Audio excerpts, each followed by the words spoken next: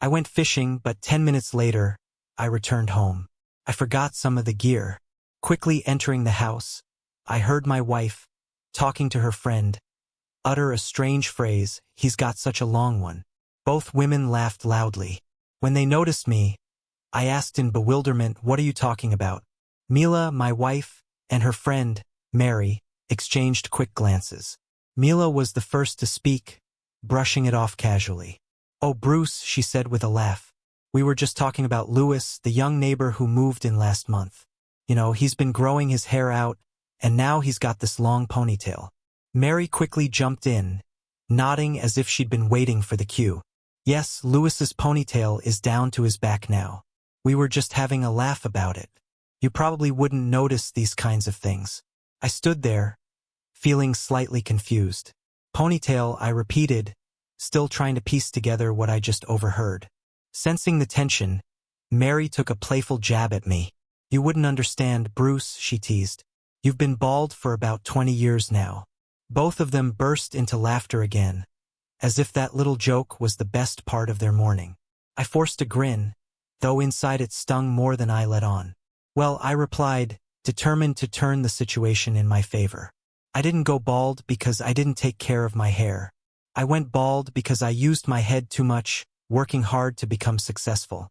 I figured thinking with my brain was more important than keeping my hair."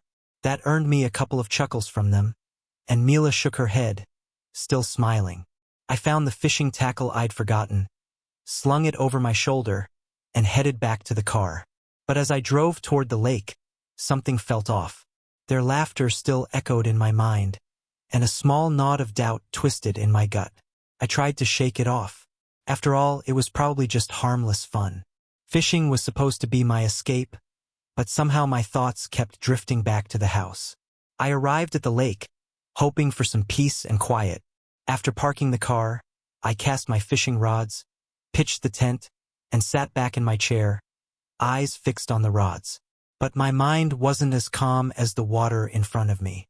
Instead of enjoying the stillness, my thoughts kept circling back to what I overheard at home. No matter how hard I tried, I couldn't relax. The usual joy of waiting for a bite was absent today, and as luck would have it, the fish didn't seem interested either. All I could think about was Louis, that young neighbor Mila and Mary were laughing about. Suddenly, I felt a small pang of jealousy toward this guy who barely lived here a month. I started mentally comparing myself to him. I'm 58, no spring chicken anymore. And Louis, what could he be, 33 maybe? The guy looks like he stepped straight out of a fitness magazine with the kind of sculpted physique that reminds you of a Greek god. I joked to myself that Louis must spend more time in front of the mirror than some women do. You know the type, men who are overly concerned about their appearance, fussing with their hair, and making sure every little detail is perfect. There's a term for them, isn't there? Write in the comments what such men are called, because I frankly forgot, and I am in a hurry to write you my story, so there is no time to Google. Sure, the guy looks great, but how much time did he have to spend worrying about his looks? Meanwhile, I worked hard during my younger years, building my business from the ground up. Now work only takes up 2 or 3 days a week.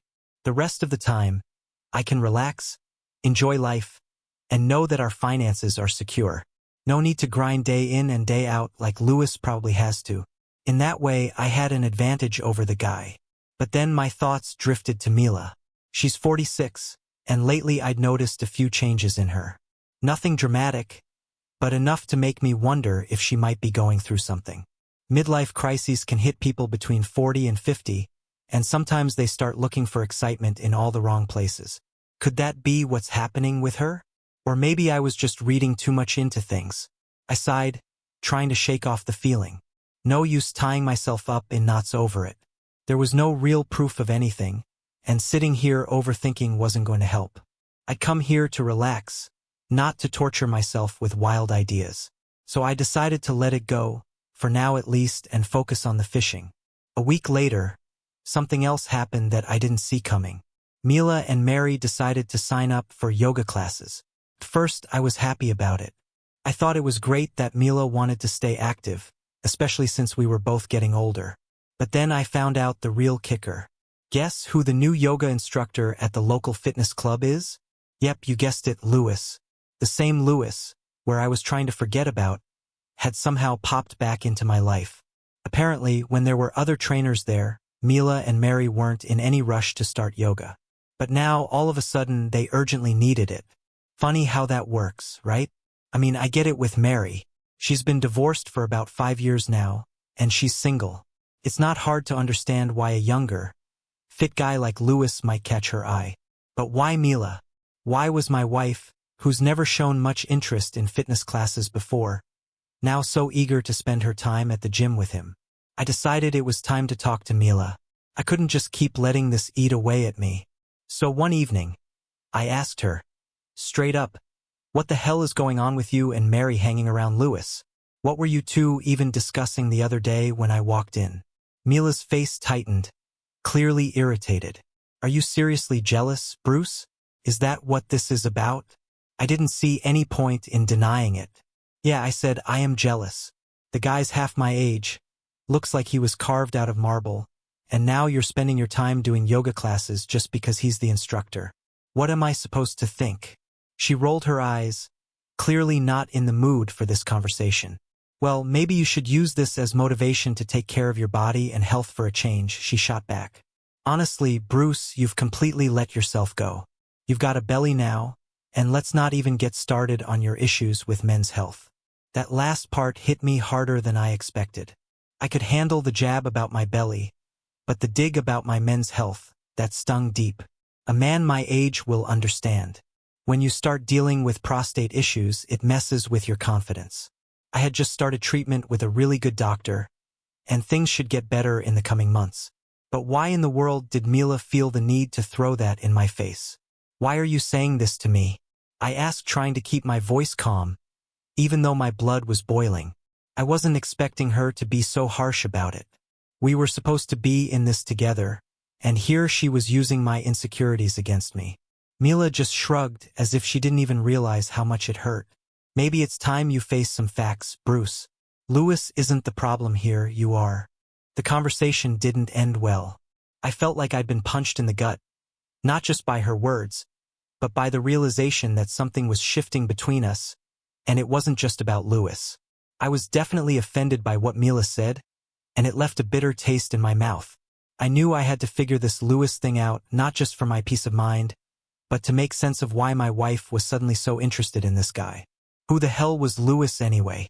The way she spoke about him, and the fact that she and Mary jumped at the chance to be in his yoga class made me uneasy. I decided to take a more direct approach. I called up one of my business friends, Arthur. Now Arthur isn't exactly a private investigator, but he's got a knack for finding information about people on the internet. He's helped me out with stuff before. He always seems to know where to look to dig up the dirt. I asked him to look into Lewis, just to see what kind of guy we were dealing with. No problem, Bruce, Arthur said confidently. Give me a week.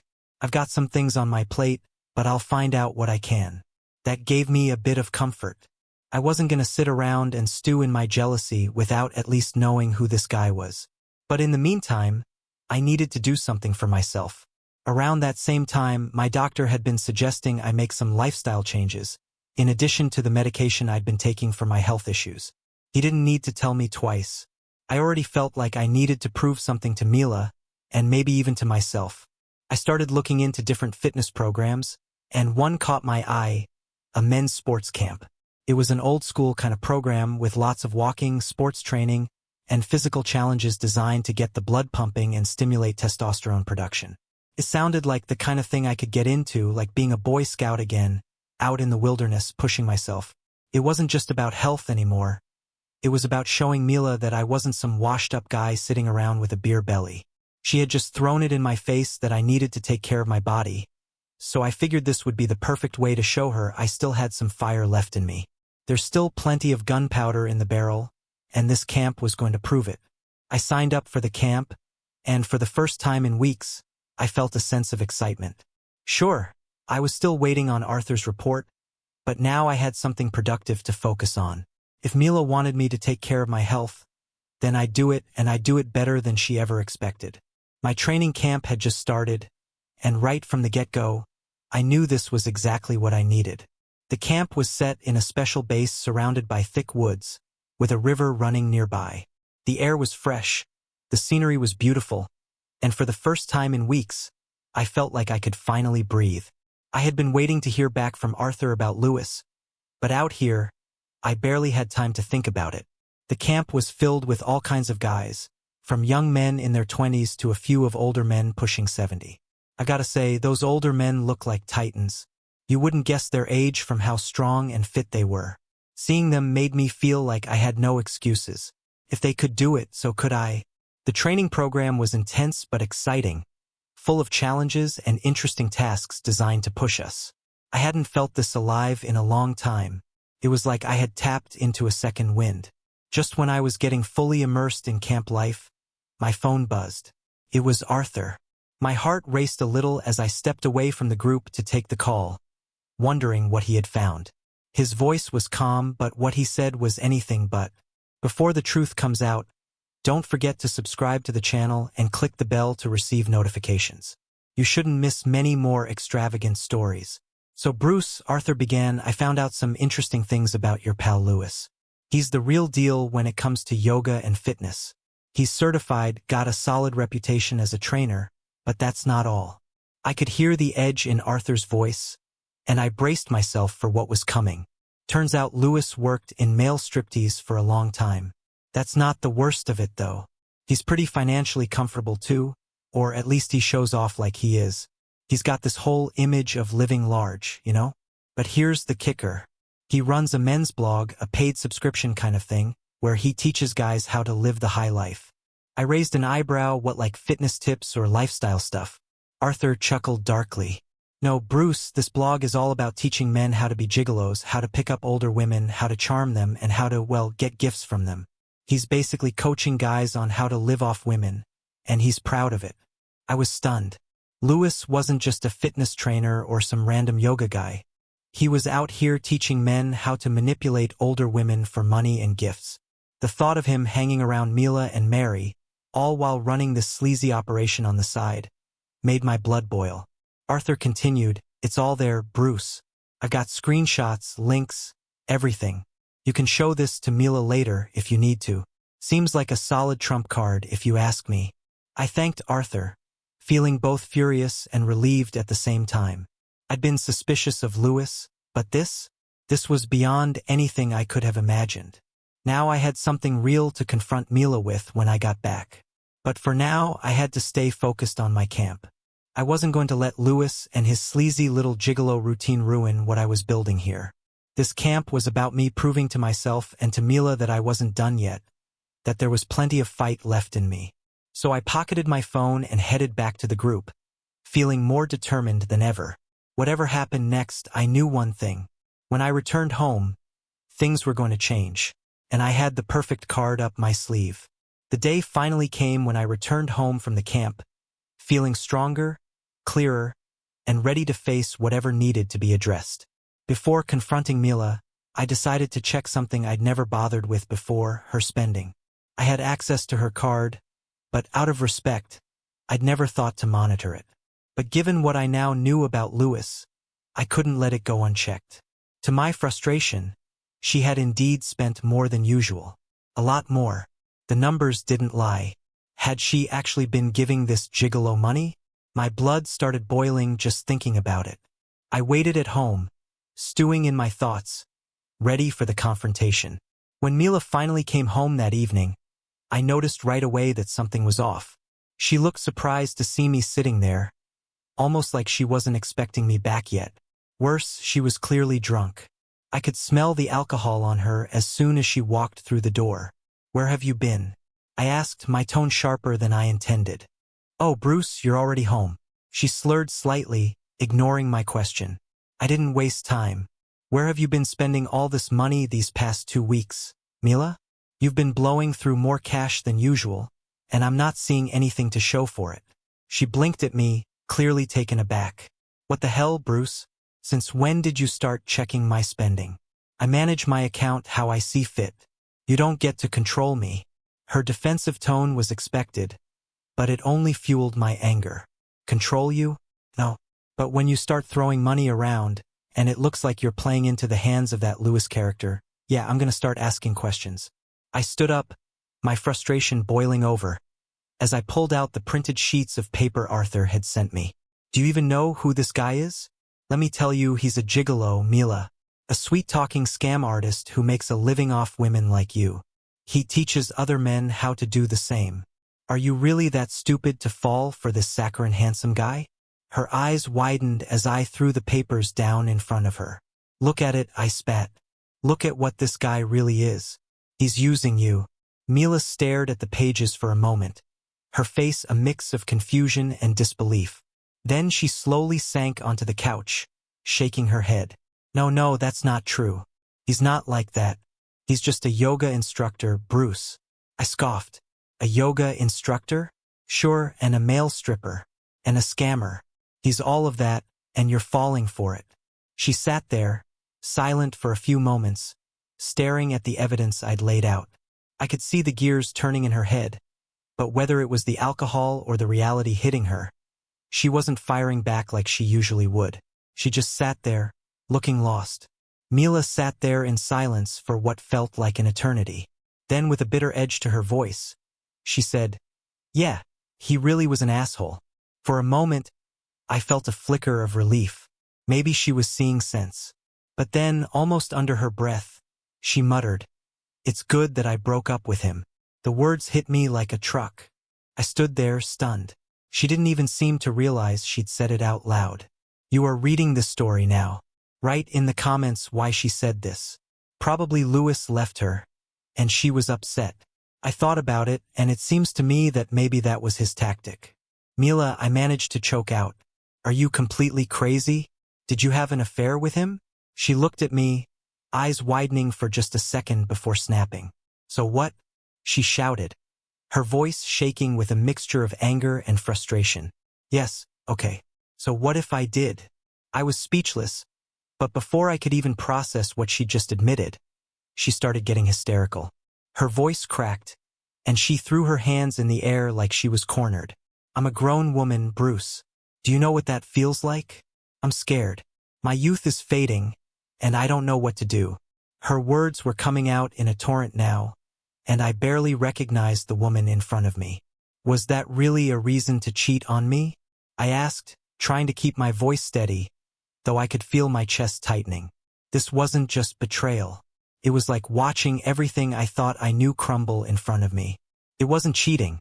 She spat back, her voice sharp and defensive. I needed it. I'm going through a midlife crisis, Bruce. You wouldn't understand. Needed it? I echoed, trying to grasp what the hell she was talking about. So you needed to betray me? To throw everything we've built away? For what?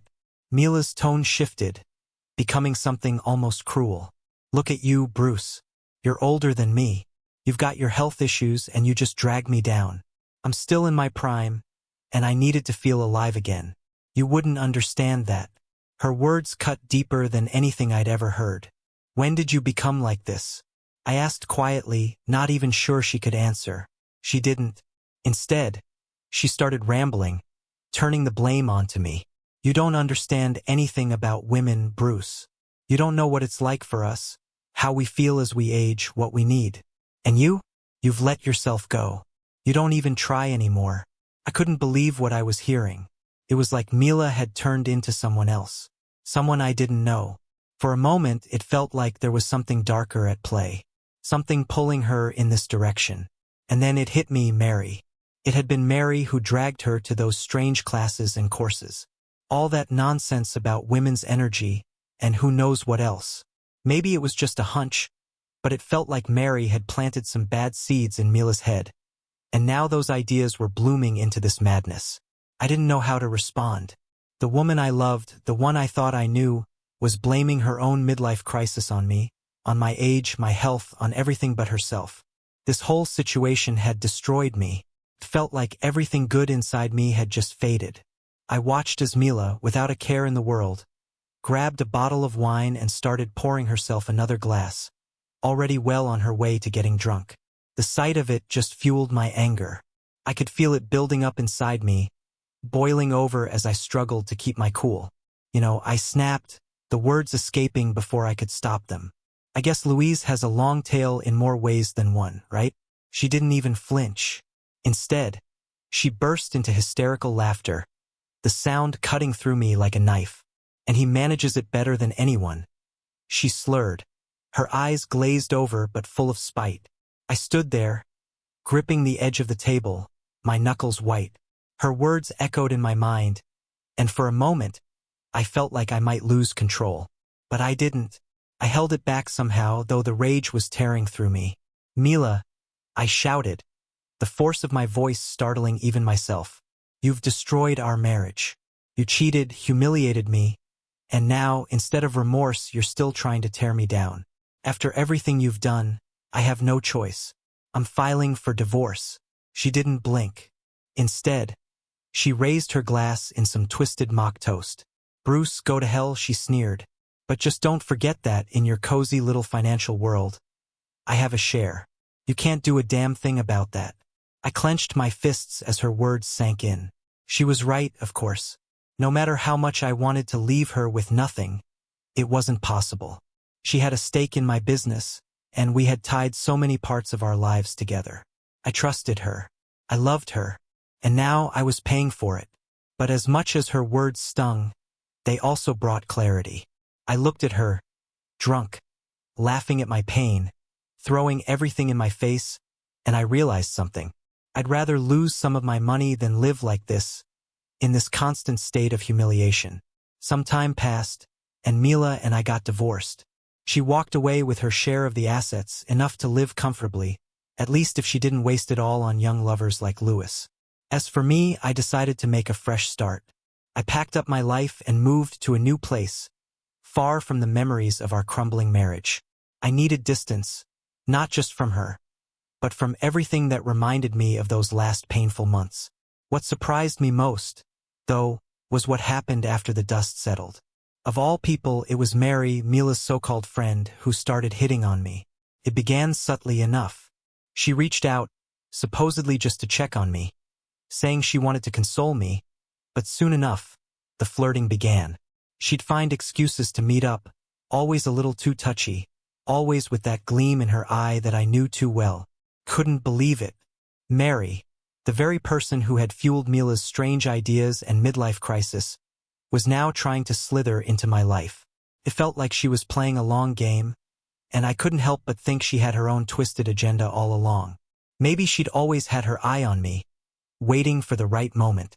Or maybe she was just one of those people who got some kind of thrill out of causing chaos in other people's lives. But I wasn't having it. I turned Mary down every time she came sniffing around.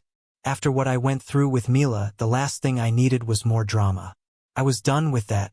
Instead, I focused on myself, on getting back in shape both physically and mentally. That training camp had lit a fire in me, and I wasn't about to let it burn out. I kept in touch with some of the guys I'd met there, building new friendships with people who pushed me to be better. The more I trained, the more I realized how much I had been neglecting myself over the years. One of my new friends from the camp suggested that I take a trip. "You should go somewhere like Thailand, Bali, or Zanzibar," he said. "Trust me, it'll do wonders for your mood. You'll unwind, reset, and maybe even come back a whole new man." I wasn't exactly sure what he was hinting at, whether it was about the beautiful beaches, the culture, or something else entirely. But I figured, why not? I could use a surprise or two after everything that had happened. Besides, I'd earned a break from the chaos of the past few months. Maybe a trip was exactly what I needed to finally move forward. Maybe incredible fishing awaits me in these resort areas. Whatever lay ahead, one thing was certain. I was done with the past. It was time to focus on what came next for me and only me.